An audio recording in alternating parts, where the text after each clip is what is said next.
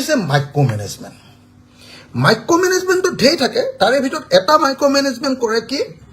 এটা সমষ্টিত ধৰক জিকিব লাগে জিকিবৰ কাৰণে কি কৰে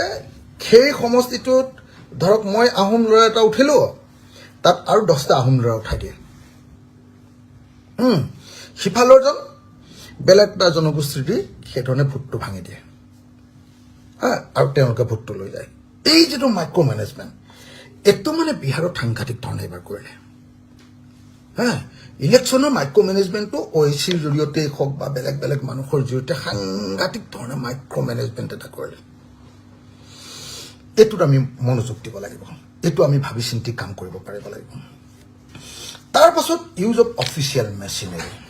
সাংঘাতিক ধৰণৰ চৰকাৰী মেচিনাৰীটো ব্যৱহাৰ কৰিলে এইটো ক'বই নালাগে চাৰিওফালে প্ৰচাৰ হৈছে গতিকে মই এইটো নকওঁ শেষৰ যিটো বস্তু ক'বলৈ মই ওলাইছোঁ আপোনালোকক সেইটো হ'ল এলায়েন্স আমি দেখিছিলোঁ যে বিহাৰত আমাৰ এলায়েন্সটো ভালকৈ আগবাঢ়ি গৈ আছিলে কিন্তু ইণ্ডিয়া এলায়েন্সটো হঠাতেই বেয়া হৈ গ'ল কেলৈ হ'ল এতিয়া মোৰ বন্ধুসকলক সুধি গম পালোঁ যে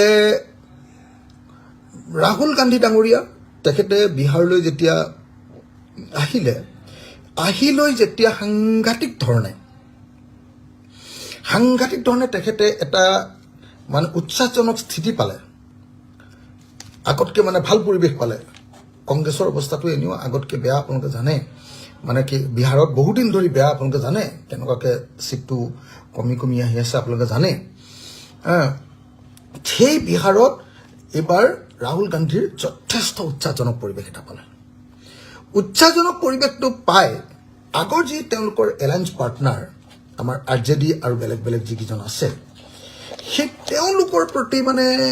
মানে কংগ্ৰেছ দলৰ হেৰিটো মানে উৎসাহটো বৃদ্ধি হৈ মানে টিকেট বাৰ্গেনিংটোত অলপ মানে হেৰিয়াৰ কংগ্ৰেছে মানে হেৰিটো বঢ়াই দিলে মোক কোৱা অনুসৰি দেই মইতো চব কথা ভালকৈ নাজানো মোৰ বন্ধুবিলাকে কোৱা অনুসৰি য'ত মানে RJDয়ে লিডটো ল'ব লাগিছিলে য'ত তাৰ আঞ্চলিক শক্তি এটাই লিড ল'ব লাগে য'ত RJD মানে তাৰ নেক্সট নীতিশৰ মানে